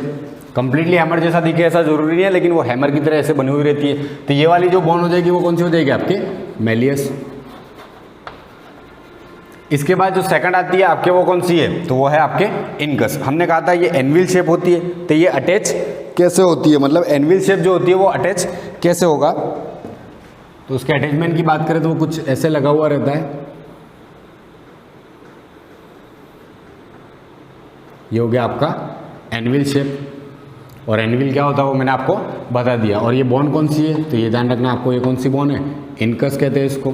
इसके बाद जो आती है आपके आ जाएगी स्टेपिस। और ये क्या होती है, स्टरप शेप होती है। और स्टरप शेप क्या होता है, जो घोड़ा होता है, मतलब जो हॉर्स होता है, जिसके ऊपर बैठने के लिए हम जिसका इस्तेमाल करते हैं सीढ़ियों की तरह, तो उसके अंदर हम पाँव फंसाते हैं और बैठते हैं उसके ऊपर, उसको हम क्या कहते हैं, स्टरप शेप कहते हैं। और ये कैसे अटैच होता है, तो ये अटैच होगा आपके यहाँ पे, ये कुछ ऐसे अटैच होता है। इसके बाद ये जाके जहाँ पे अटैच होता है वहाँ पे एक मेम्ब्रेन प्रेजेंट होती है, उसके बारे में भी हम डिस्कस करेंगे अभी। ये कुछ ऐसा बना हुआ रहता है जिसके ऊपर हम पाँव फंसा के ऊपर बैठने का काम करते थे। ये हो जाएगा आपका स्टेपिस, ये हो जाएगा आपका स्टेपिस। और यहाँ पे मसल्स प्रेजेंट होती है जिससे ये जाके अटैच हो रहा है। यहाँ पे क्या प्रेजेंट होती है, मसल्स प्रेजेंट होती है जिससे ये जाके अटैच हो रहा है, मतलब एक मेम्ब्रेन होती है। और वो मेम्ब्रेन क्या कहलाती है वो भी देख लेते हैं हम। यहाँ पे 2 मेम्ब्रेन प्रेजेंट होती है आपके मिडिल ईयर के अंदर ही। तो आपको ये ध्यान रखना है, सीधे मैं यहाँ पे सारी चीज़ें लिख नहीं सकता हूँ बोर्ड पे, लेकिन यहाँ पे जो समझा रहा हूँ वो आपको नोट डाउन करनी है सीधे कॉपी के अंदर। तो ये जो हो जाएगा आपका, ये वाला जो पार्ट है इसको कहते हैं round Oval window, sorry Oval window, इसको क्या कहते हैं, ओवल विंडो। और इसका दूसरा नाम है फेनेस्ट्रा ओवलिस। इसको क्या कहते हैं, फेनेस्ट्रा ओवलिस, इसको कहते हैं फेनेस्ट्रा ओवलिस। और यहाँ पे जो मेम्ब्रेन प्रेजेंट होती है ये वाली, इसको कहते हैं राउंड विंडो। क्या कहते हैं, राउंड विंडो, इसको कहा जाता है राउंड विंडो। और इसके अंदर जो मतलब इसका दूसरा नाम फेनेस्ट्रा ओवलिस था, इसको क्या कहेंगे, इसका राउंड विंडो, इसको कहते हैं फेनेस्ट्रा रोटंडा। इसको क्या कहा जाता है, फेनेस्ट्रा रोटंडा। तो ऑटोमेटिकली याद हो जाएगा राउंड विंडो, राउंड रोटंडा, और ओवल विंडो तो ओवल ओवेलिस, यानी फेनेस्ट्रा दोनों के अंदर कॉमन है। तो आपको पता होना चाहिए कि मिडिल के ईयर के अंदर ही एक मेम्ब्रेन अटैच होती है जिससे जाके आपकी लास्ट स्टेपिस भी जुड़ती है। स्टेपिस का एक पार्ट क्या होता है, उससे अटैच होता है, तो वो हो जाएगा ओवल विंडो और फेनेस्ट्रा ओवेलिस। और नीचे वाली जो मेम्ब्रेन होती है उसको कहते हैं राउंड विंडो या फेनेस्ट्रा रोटंडा कहा जाता है। इसके अंदर 3 क्या प्रेजेंट होती है, ऑसिकल्स प्रेजेंट होती है। और ये जो कैविटी है क्या होती है, एयर फिल्ड होती है। ये कैविटी कैसी होती है, एयर फिल्ड होती है, एयर फिल्ड कैविटी होती है। और इसके बाद आपको ध्यान रखना है कि जो एयर फिल्ड कैविटी है, मतलब इसके अंदर एयर भरी होती है और कभी कभी प्रेशर को मेंटेन करने के लिए एयर कहीं से निकलती भी है, एग्जिट भी होती है। तो एग्जिट होने के लिए जो कैनाल होती है उसको कहते हैं यूस्टेशियन कैनाल। आपको ये ध्यान रखना है, ये भी मोस्ट इंपॉर्टेंट हो जाता है। मैं यहाँ पे इरेज कर रहा हूँ, बाकी सारे नाम आपको पता ही है, तो यहाँ पे लिखने के लिए मैं इसको इरेज कर देता हूँ। और ये जो ट्यूब लाइक स्ट्रक्चर बना हुआ है इसको हम कहते हैं यूस्टेशियन कैनाल। क्या कहते हैं, यूस्टेशियन कैनाल। अब ये यूस्टेशियन कैनाल जो होती है वो कहाँ पे ओपन होती है, ये जो यूस्टेशियन कैनाल है ये कहाँ पे प्रेजेंट होती है? Between middle ear and pharyngeal part of buccal cavity. मतलब आपका जो फेरेंक्स वाला पार्ट होता है उसके अंदर जाके नेसोफेरेंक्स वाला जो पार्ट होता है वहाँ पे जाके ये ओपन होती है। कौन? Eustachian canal. तो ये कहाँ पे मतलब ओपन होती है? बिटवीन, या फिर प्रेजेंट होती है between middle ear and pharyngeal part of mouth. मतलब आपका जो माउथ है उसके अंदर जो एलिमेंट्री कैनाल है उसमें जो फेरेंक्स वाला पार्ट है उसके अंदर ओपन होती है। कौन? मिडिल ईयर और फेरेंजियल पार्ट के अंदर ओपन होती है आपके यूस्टेशियन कैनाल। ये क्या करती है? आपका जो एटमॉस्फेरिक प्रेशर है और आपका जो मिडिल मतलब ईयर है उनके प्रेशर को मेंटेन करने का काम करती है। यहाँ पे एक विंडो प्रेजेंट होता है जो क्या करता है? प्रेशर अगर इम्बैलेंस हो जाए एटमॉस्फेरिक प्रेशर से, अगर आपका जैसे आप प्लेन के अंदर ट्रैवल करते हो तब ऐसा कुछ होता है। ये घटनाएं सब उसके अंदर होती है, लेकिन मैं आपको जनरली बता देता हूँ कि जब आपका जो मिडिल ईयर है उसका प्रेशर 1 एटमॉस्फेरिक प्रेशर ही होता है और आपका बाहर का प्रेशर भी क्या होता है? 1 एटमॉस्फेयर होता है और दोनों का प्रेशर क्या रहता है? मेंटेन रहता है। लेकिन यूँ समझ लो कि अगर आपके बाय चांस आपका जो मिडिल ईयर उसका प्रेशर अगर इंक्रीज हो गया तो इंक्रीज होने की वजह से टिम्पेनिक मेम्ब्रेन के अंदर ये क्या करेगा? स्ट्राइक करेगा, जिसकी वजह से आपको कानों के अंदर दर्द महसूस होगा। अब ये प्रेशर मेंटेन करने के लिए वो क्या करता है? इस एयर फील्ड कैविटी का क्या करना पड़ेगा? वहां से खाली करना पड़ेगा और प्रेशर को मेंटेन करना पड़ेगा। ये विंडो क्या होता है? ऑटोमेटिकली खुल जाता है। लेकिन ये ऑटोमेटिकली खुले नहीं, तो आप जब एरोप्लेन में बैठते हो ना, ऐसा होता है जब एटमॉस्फेरिक प्रेशर क्या होता है? डाउन होता है और इंक्रीज होता है, जिसकी वजह से आपके कान के अंदर दर्द महसूस होता है। तो एयर होस्टेज आपको क्या प्रोवाइड करती है? आपको चॉकलेट प्रोवाइड करती है, ताकि आप चॉकलेट जैसे ही खाते हो और उसको स्वेल करते हो तो स्वेल करने की वजह से क्या होता है? ये विंडो ओपन होते हो और ओपन होने की वजह से यहाँ से एयर क्या हो जाएगा? बाहर निकलेगा और ऑटोमेटिकली आपका प्रेशर क्या हो जाएगा? मेंटेन हो जाएगा। एयर प्रेशर को मेंटेन करने के लिए होती है यूस्टेशियन कैनाल। यहाँ पे समझ गए होंगे आप। तो मिडिल ईयर जो होता है उसके अंदर मेनली 3 पार्ट्स होते हैं। कौन कौन से? उसके अंदर 3 बोन या ऑसिकल्स प्रेजेंट होती है, मेलियस, इनकस और स्टेपिस। आपके इनके शेप को भी ध्यान रखना। जैसे मेलियस की बात करें तो हैमर शेप होता है, इनकस की बात करें तो एनविल शेप होता है। और एनविल शेप क्या होता है? तो मोची इसका इस्तेमाल करता है जिस चीज़ का जूते बनाने के लिए, उस टाइप के शेप को हम क्या कहते हैं? एनविल शेप कहते हैं। स्टेपिस जो होता है वो स्टरप शेप होता है। स्टरप शेप आपने देख लिया, घोड़े के ऊपर चढ़ने के लिए आप जिसका इंस्ट्रूमेंट का इस्तेमाल करते हो उसको हम क्या कहते हैं? स्टरप शेप। और ये जो स्टेपिस होती है वो क्या होती है? स्मॉलेस्ट बोन होती है ह्यूमन के बॉडी की। तो आपको ये भी पता होना चाहिए स्मॉलेस्ट बोन कौन सी होती है? ह्यूमन की बॉडी की। ये हो जाएगा आपका मिडिल ईयर। और इसके अंदर 2 मेम्ब्रेन प्रेजेंट होती है, उसको हम क्या कहते हैं? एक को कहा जाता है ओवल विंडो, जिससे आपका स्टेपिस जाके कनेक्ट होती है एक वाला पार्ट, या फेनेस्ट्रा ओवेलिस कहा जाता है। और दूसरा होता है राउंड विंडो, जिसको कहते हैं फेनेस्ट्रा रोटंडा।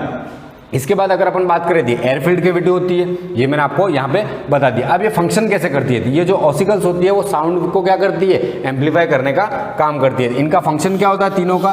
तो ये क्या करती है? साउंड वेव्स को एम्पलीफाई करने का काम करती है। फंक्शन ध्यान रखना मेनली। तो ये क्या करती है? Help in amplification